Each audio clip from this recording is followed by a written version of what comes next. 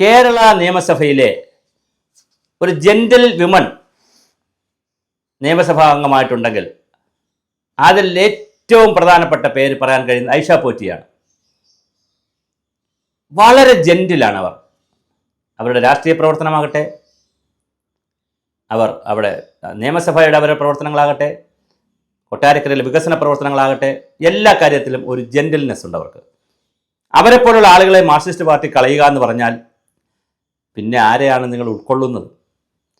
ഐഷ പോറ്റിയെ ബാലകൃഷ്ണപിള്ളയെ തോൽപ്പിച്ചുകൊണ്ടാണ് ഐഷ പോറ്റി കൊട്ടാരക്കരയിൽ ജയിച്ചത്. അതികായകനായ ബാലകൃഷ്ണപിള്ള തോറ്റുപോയോടെ. അപ്പോൾ അങ്ങനെ കൊട്ടാരക്കരയുടെ വീരപുത്രനും കൊട്ടാരക്കര എന്ന് പറഞ്ഞാൽ ബാലകൃഷ്ണപിള്ള, അപ്പോൾ KM മാണി എന്ന് പറഞ്ഞാൽ പാല എന്ന് പറഞ്ഞാൽ മാണി, തൊടുപുഴ എന്ന് പറഞ്ഞാൽ PJ ജോസഫ് തൊടുപുഴ, ഇങ്ങനെയാണല്ലോ പല മണ്ഡലങ്ങൾ. പുതുപ്പള്ളി എന്ന് പറഞ്ഞാൽ ഉമ്മൻചാണ്ടി എന്ന് പറഞ്ഞാൽ പുതുപ്പള്ളി, ഇങ്ങനെയാണ്.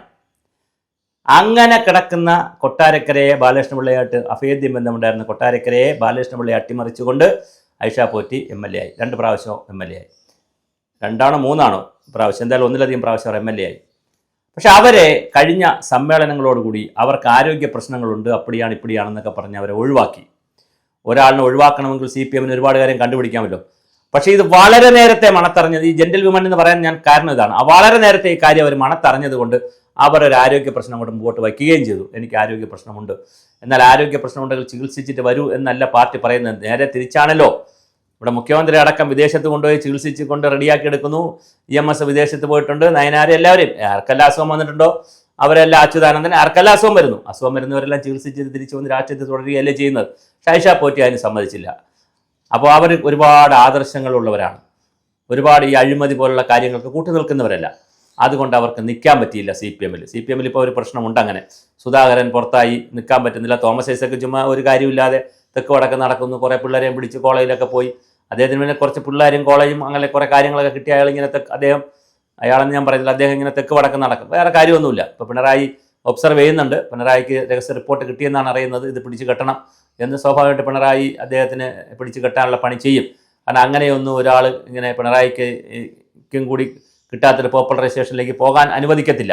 ഞാൻ സാന്ദർഭികമായി ഇത് സൂചിപ്പിച്ചു എന്നുള്ളതേ ഉള്ളൂ.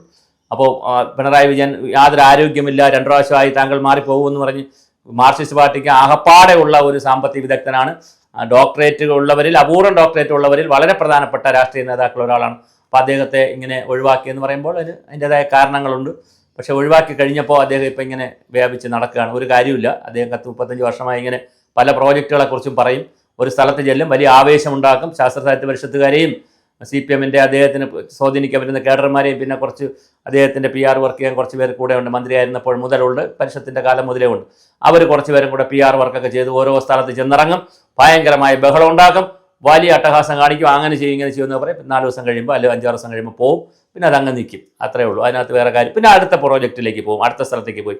കൊല്ലത്ത് പോയി പറയും കൊച്ചിയിൽ ഭയങ്കര പരിപാടി നടക്കുന്നു, കൊച്ചിയിൽ പോയി പറയും തിരുവനന്തപുരത്ത് വലിയ പരിപാടി നടക്കുന്നത്. അവരെല്ലാവരും കൂടെ ഒരിടത്ത് വന്ന് നടക്കണേ വരുമ്പോൾ പറയും നമുക്ക് ഇനി ആ പരിപാടി ചെയ്യാൻ പോകണമെന്ന് പറയും. അങ്ങനെ ഒരുതരം ആളുകളെ ഒരുതരം ലഹരി, ആവശ്യമില്ലാത്തൊരു ലഹരി കൊടുത്തുകൊണ്ട്, തട്ടിപ്പെന്ന് ഞാൻ പറയുന്നില്ല, പറ്റിപ്പെന്ന്, കാരണം അല്ലാതെ പൈസ ഒന്നും മേടിക്കുന്നില്ലല്ലോ, അതുകൊണ്ട് തട്ടിപ്പെന്നും പറയുന്നില്ല. പക്ഷേ മോഹന വാഗ്ദാനങ്ങളൊക്കെ കൊടുത്ത് ജനങ്ങളിൽ ആവശ്യമില്ലാത്ത കാര്യങ്ങളൊക്കെ കുത്തിവെച്ച് അങ്ങനെ കൊണ്ടു നടക്കുന്ന ഒരു നേതാവാണ്. പിന്നെ അദ്ദേഹം അങ്ങനെ നിൽക്കുന്നു. എന്തായാലും ഞാൻ അദ്ദേഹത്തിനെ കുറിച്ചുള്ള വീഡിയോ അല്ല ഇത്, എന്നാലും ഞാൻ സാന്ദർഭികമായിട്ട് പറഞ്ഞു എന്നുള്ളത്. പക്ഷേ ഐഷ പോറ്റി കോൺഗ്രസിൻ്റെ വേദിയിൽ പോയിരിക്കുന്നു, ഉമ്മൻചാണ്ടിയുടെ പരിപാടിയിൽ പോയിരിക്കുന്നു. ശരിക്കും പറഞ്ഞാൽ ഐഷ പോറ്റി ഉള്ളവരൊക്കെ പോകേണ്ടത് കോൺഗ്രസ്സിലാണ്. സുധാകരനും പറ്റിയത് അതാണ്. നിങ്ങൾക്ക് അവിടെ പറ്റുന്ന സ്ഥലമാണ്, കുറച്ചുകൂടി സ്വാതന്ത്ര്യവും ജനാധിപത്യവും ഒക്കെ ഉള്ളൊരു സ്ഥലമാണ്. അവിടെ എത്ര ഗ്രൂപ്പ് ഉണ്ടെന്ന് പറഞ്ഞാലും ബഹളം ഉണ്ടെന്ന് പറഞ്ഞാലും അവിടെ ഈ സാധ്യതയൊക്കെ ഉള്ളൊരു സ്ഥലമാണ്. ഐഷ പോറ്റി കോൺഗ്രസ്സിലേക്ക് പോകുമോ എന്നുള്ളതാണ് കൊട്ടാരക്കരയിലെ പ്രധാന വാർത്ത. അപ്പോഴാണ് ഒരു വാൽകഷ്ണം വരുന്നു, ഐഷ പോറ്റിക്ക് ആരോഗ്യമുണ്ടോ, ഐഷ പോറ്റി വീട്ടിലേക്ക് റെസ്റ്റിലേക്ക് പോകുന്നു, ഐഷ പോറ്റിയും പാർട്ടി റെസ്റ്റിലേക്ക് പൊക്കോളൂ, വളരെ സന്തോഷം എന്ന് പറഞ്ഞ് ഗണപതി ക്ഷേത്രത്തിൽ തേങ്ങടിച്ചു എന്നാണ് പറയുന്നത്. ഐഷ പോറ്റി പോകാൻ തീരുമാനിച്ചപ്പോൾ സഹാക്കൾ ഗണപതി ക്ഷേത്രത്തിൽ തേങ്ങടിച്ചു, കാരണം അവർ പോയി ശല്യം ഒഴിഞ്ഞു കിട്ടുമല്ലോ എന്ന് പറഞ്ഞു. പക്ഷേ അവരിപ്പം വർദ്ധിത വീര്യത്തോടുകൂടി ആരോഗ്യത്തോടുകൂടി കോൺഗ്രസിൻ്റെ വേദികളിൽ പ്രത്യക്ഷപ്പെട്ടു തുടങ്ങി. എന്തായാലും ഐഷ പോറ്റി കോൺഗ്രസിലേക്ക് എന്നുള്ള വാർത്ത കൗതുകത്തോടു കൂടിയാണ് കൊട്ടാരക്കരയിലുള്ള ആളുകൾ വാദിക്കുന്നത്. പക്ഷേ എന്തായാലും ബാലഗോപാൽ കൊട്ടാരക്കര ജയിച്ച സാഹചര്യത്തിൽ KN ബാലഗോപാലും ധനകാര്യമന്ത്രിയും വിചാരിക്കുന്നത് ഒരു കാരണവശാലും ഐഷ പോറ്റി തിരിച്ചൊന്നും വരരുത്. കാര്യം വന്നാൽ ഇനിയും എന്തെങ്കിലുമൊക്കെ സ്ഥാനത്തോ മത്സരത്തിലൊക്കെ വരാൻ സാധ്യതയുണ്ടോ, അതുകൊണ്ട് ഐഷ പോറ്റി പോണ പോക്കിൽ അങ്ങ് പോണതാണ് നല്ലതെന്നാണ് മാർക്സിസ്റ്റുകാരുടെ ഉള്ളിലിരിക്കുന്നത്. പക്ഷേ കോൺഗ്രസിലേക്ക് പോകുന്നു അല്ലെങ്കിൽ BJPയിലേക്ക് പോകുന്നു എന്ന് പറയുമ്പോൾ ചെറിയ അസ്വസ്ഥതകൾ ഉണ്ടാകും. കാര്യം അവരും നല്ലൊരു പോപ്പുലർ ഉള്ള ആളാണ്, ക്രൗഡ് പുള്ളറാണ്. അവർ വളരെ നിശബ്ദമായി നന്നായി പണിയെടുക്കുന്ന ആളാണ്, ഒരു ജെന്റിൽ വിമണാണ്, നല്ല നിയമസഭാ സാമാജികയായിരുന്നു. അപ്പോൾ അതുകൊണ്ട് തന്നെ അവർ കോൺഗ്രസിലേക്ക് പോകുന്നു എന്ന വാർത്ത ഒരു കൗതുകം രാഷ്ട്രീയ രംഗങ്ങളിൽ ഉണ്ടാക്കിയിട്ടുണ്ട്.